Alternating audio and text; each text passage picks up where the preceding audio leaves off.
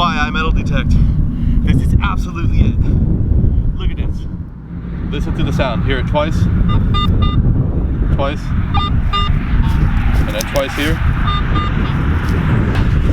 You see it right here? Yeah. This is incredible. I can't believe it. I can't believe that it all came together. And like, this is it.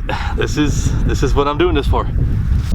So if you look at this endless field, I mean, it just goes on forever. You would never know that there was an amazing coin out here that would allow you to like travel back in time, and you would never know where it would be.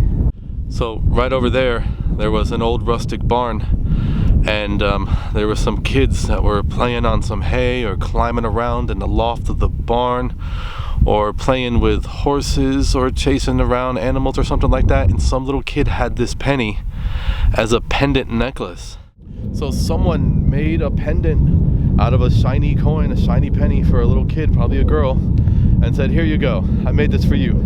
You look so pretty. Now, go, play. And right out here where the barn was, kids would have been running and playing.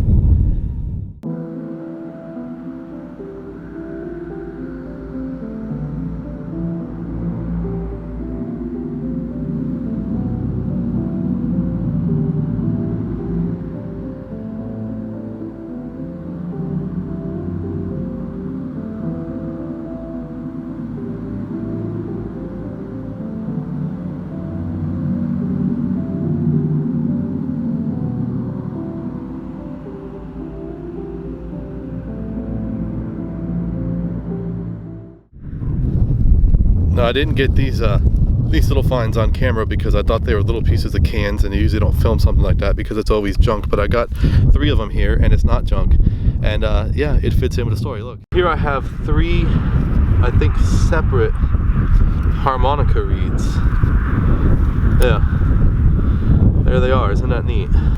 You know when like something new comes out and like every kid has to have one, and if it's cheap enough and it keeps them busy, then the parents actually buy them, you know, like whatever little gimmick it is. So at one time, I guess 1880s, I guess, somebody said, yeah, sure, we'll get your harmonicas here. Everybody gets one, and this is where they ended up.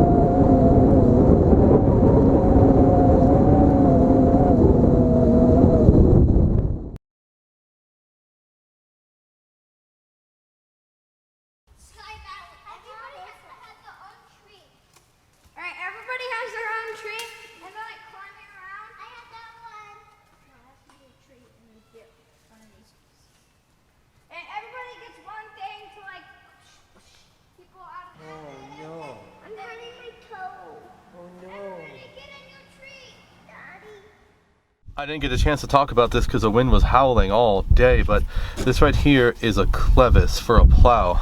So at one time the barn probably had a plow in it. This is an early plow. Like this clevis was used in like 1850s, I think. That's the oldest mason jar lid I've ever found. Do you see how flat it is?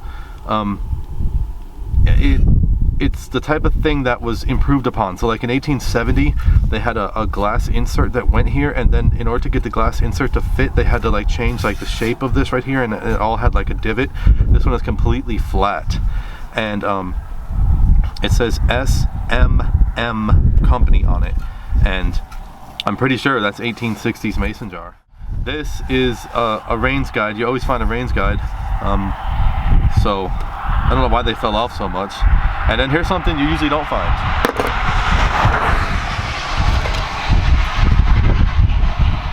With the magnifying glass, I can see that it says OVB, yeah, that's our very best. That's OVB, our very best silverware company, and this is probably like 1880s. So since I found that unbelievably nice coin, and what makes it nice is that it was, you know, somebody made that, and I found it right out here where there's a barn, but I never would have known that without doing the work. And so whenever you find something like that, then you just go into dig everything mode. I mean, anything that could possibly be something, just dig, because you're right here. I mean, you are right where these ghost children are, you know. So I'm digging iron, and then I just found this. Yeah, so that scratchy, jumpy sound, that usually means big iron. So that's part of the story. So let's look at it. There's a nice chunk of something. It's nice to find something that's not trash. I mean, just finding twisted up trash is just so demoralizing. But when you find a chunk of something, you're like, okay, I found something. I see, I don't know, it looks like something from a scale. It's really heavy, and it has like this checker pattern on it.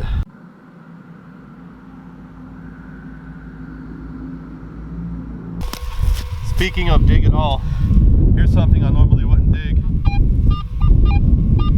because it's not like a pure high tone. It's on the lower side, but it's pretty good. So when you find something that fell off a horse, it's interesting, but it's just farm junk. But when you dig everything, sometimes you get lucky and you find something that you didn't expect. And so this is something that fell off, I think, a person. Yeah, so it looks like a button to me. It's got these 4 holes in it, and the back doesn't have any writing on it, but I guess that's a button. I got another good find right here. Easy. Yeah. And so this is, I think it is, well, I don't know, look. So I think it's an eyelet for a boot, like the shoelace went in there. All right, it's a brass eyelet. Everybody wore boots back then.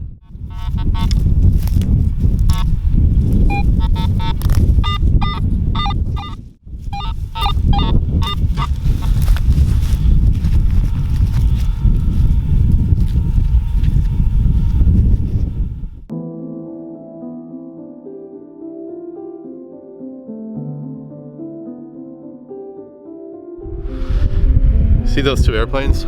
Why are they so close together? You usually don't see airplanes that close together.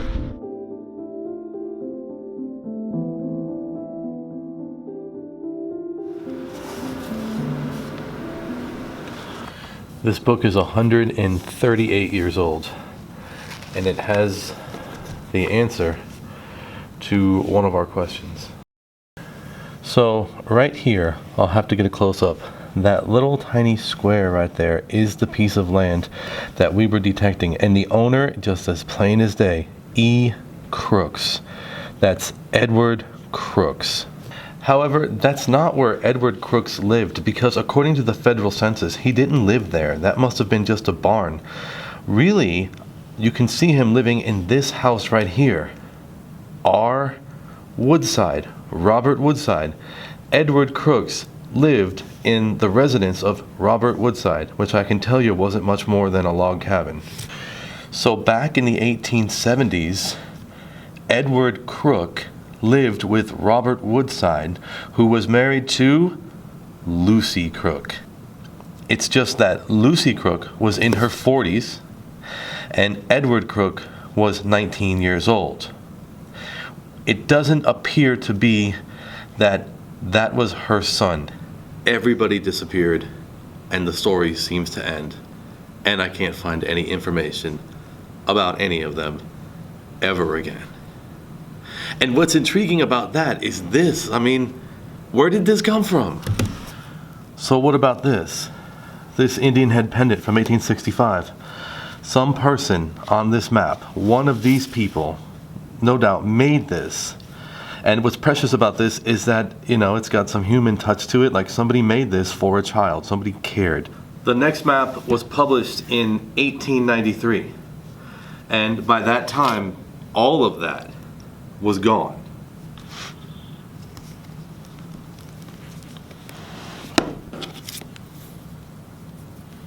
I remember my mother, when I was younger, stopping at the bank to get brand new pennies, perfectly shiny brand new pennies, to put inside this type of shoe that she got me called penny loafers. You would put a penny in there for good luck, you know, and they had to be brand new. You wouldn't put a crusty, dirty penny inside some nice shoes called penny loafers.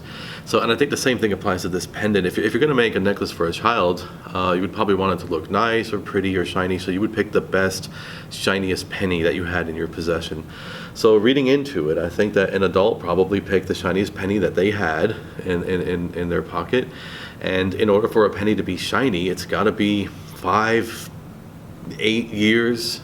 The older it gets, the more tarnished it is. So considering that this right here is in 1865, I'm going to say that this pendant right here was made around 1865, 1870s, somewhere around that, not any old.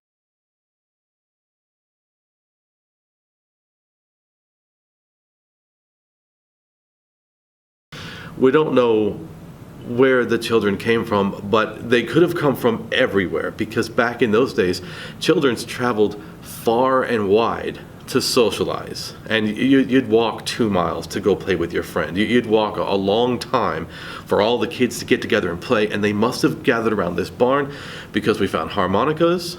And you know, adults don't stupidly lose their harmonicas, but kids do. And we found this pendant right here, and adults don't wear penny pendants, not really. So I think that a bunch of kids gathered there, and they came from everywhere. Which brings up an interesting point. You see, life in those days, in the 1860s and 70s, was so harsh. The kids that lived here, they would have lost 30% of their playmates to various maladies. They would have lost over 30% of their social circle. Their playmates would have died from disease. You know, that was very common. And then accidents were just insanely common back then. And then you had their older brothers and cousins and fathers who died in the war during that time. So despite life being extremely harsh, when you look back at the biographies, at the written letters, at the testimonies, at the wills, it's very hard to see a signal for mental health issues. And you think that would be there. Maybe it is there. Maybe I'm just not seeing it. It's very hard to see a signal for mental health issues. And so when you look at the harshness of the world in the 1860s, 1870s, what you see is people that had this expanded ability to maintain their grip.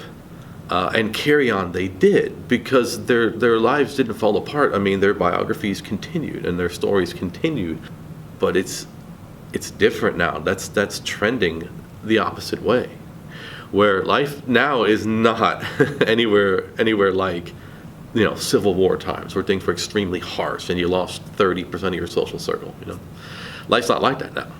But people apparently have a reduced capacity to handle things and keep a firm grip on things, and that's you see the inverse now. And perhaps it's socializing has changed. So anyway, that's metal detecting genealogy.